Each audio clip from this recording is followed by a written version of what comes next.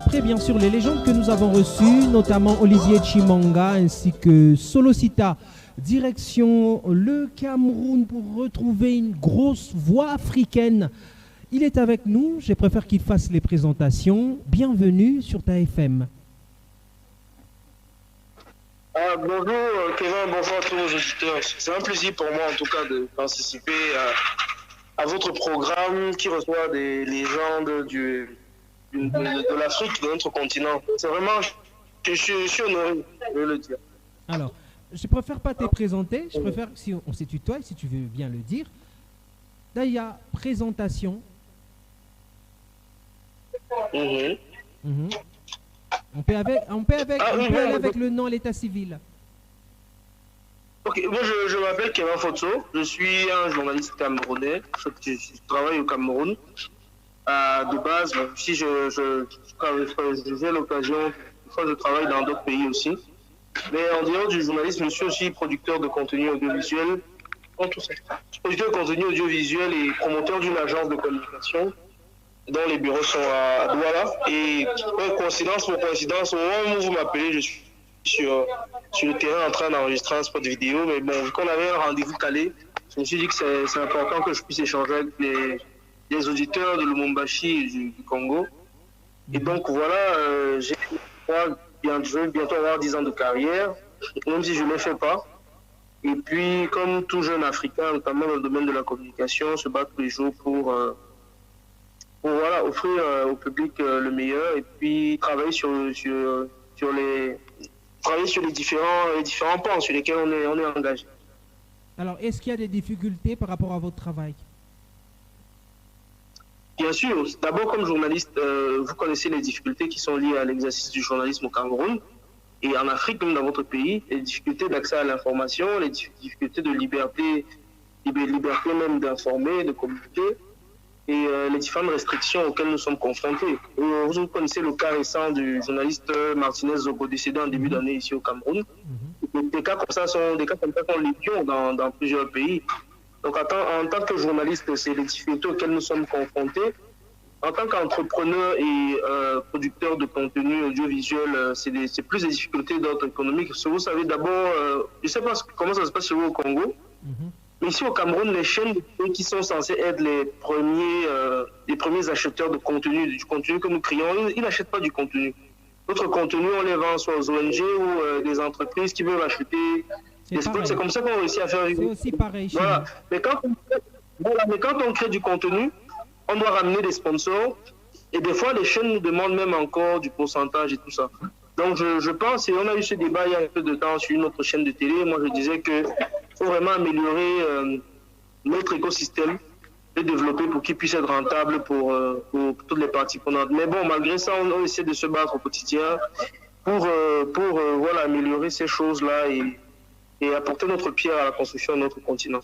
Alors, parce que les journalistes, c'est un peu partout. Cette fois-ci, on va parler de la culture de l'autre côté du Cameroun. Comment se portent les artistes? Comment se porte la culture camerounaise? Oui, hier justement, on célébrait la fête de la musique et donc les problèmes sont quasiment les mêmes que dans tous nos pays, que ce soit au Cameroun, en Côte d'Ivoire, au Congo. D'abord, le problème de droits d'auteur que les artistes soulèvent tout le temps.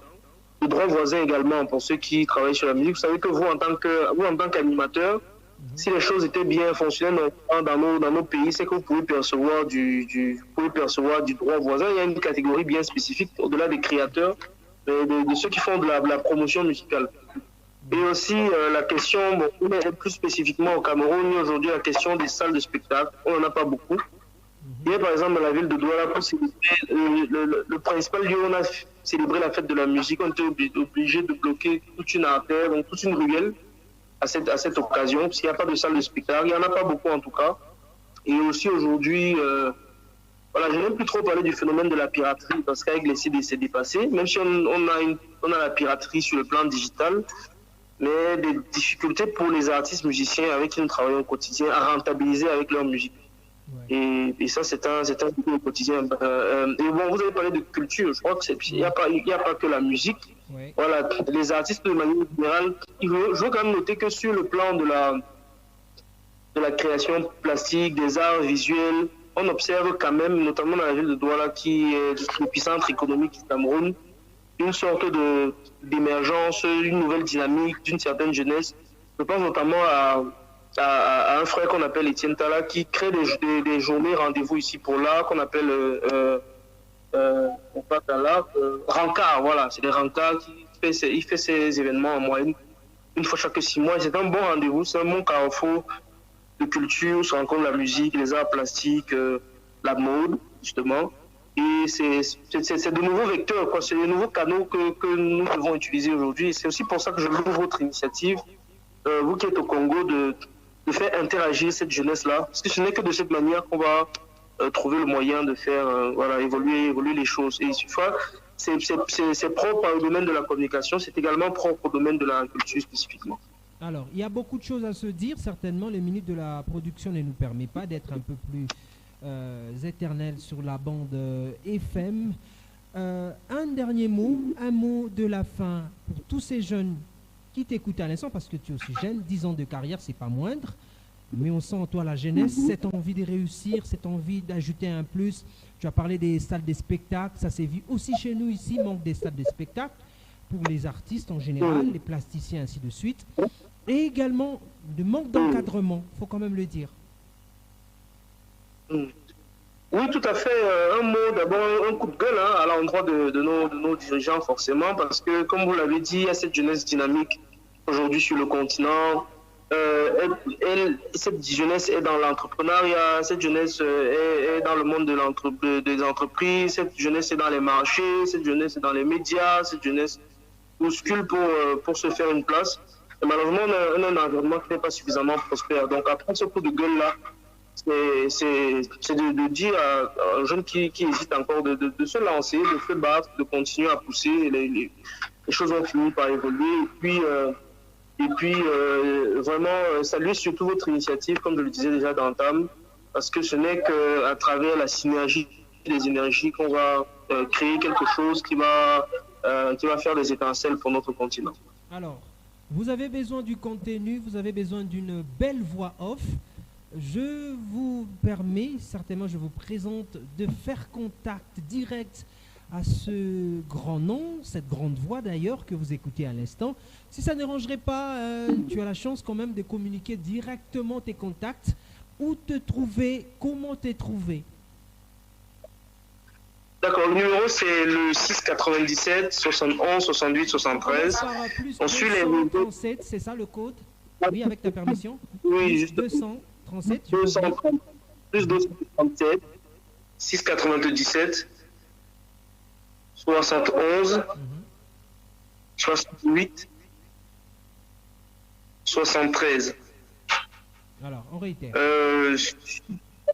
On réitère. Donc, plus 237 697 71 68 73. Alors. Sur les réseaux sociaux, Facebook notamment, Kevin Fotso, Twitter aussi, LinkedIn, c'est pour ça que ça se dit, Kevin Fotso, sur Instagram, pareil, je pense. En fait, Kevin Fotso, pour me checker sur les réseaux sociaux, et pour voir notre travail aussi, bon, vous pouvez aller sur Facebook, sur la page Facebook de Shora Agency. Pour voir notre contenu consacré à l'information, vous pouvez aller sur Facebook aussi, Kevin Fotso officiel. Et puis, voilà, sur Google, vous pouvez retrouver des articles, des revues. Bon, sur YouTube, vous pouvez... Oui, YouTube, vous pouvez par exemple... Oui, allez-y. Vous dites? Allez-y. Oui, sur YouTube, vous pouvez par exemple... taper Kevin Fotso aussi. Si vous regardez aussi la dernière édition de l'Arène du canal de l'International, j'étais un des co-intervieweurs. Donc, c'est quelques références d'ordre pratique, quoi, pour vous donner. On espère bien voir tous ces liens juste après l'émission. Merci à toi d'avoir accepté notre invitation. On se quitte sur un choix musical. Ah, un choix musical. Vu qu'on est au Congo, je vais demander Mayday de Fally Ipupa. C'est un extrait de son dernier album sorti. Mayday de Fally. On me fait savoir que tu es également bon chanteur. Hein? On me fait savoir que tu es également bon chanteur. De là où je suis, je ne veux pas pousser la voix. Ça sera pour une prochaine fois. Je crois que tu es bon chanteur. On espère bien la prochaine fois. Merci à toi d'avoir accepté notre invitation. Toutes les bonnes, bonbons. Également, nous sommes de cœur avec vous depuis le Cameroun. Tu es à Douala, c'est ça? À Douala, très exactement. Merci. D'accord, on se reparle. Merci à vous.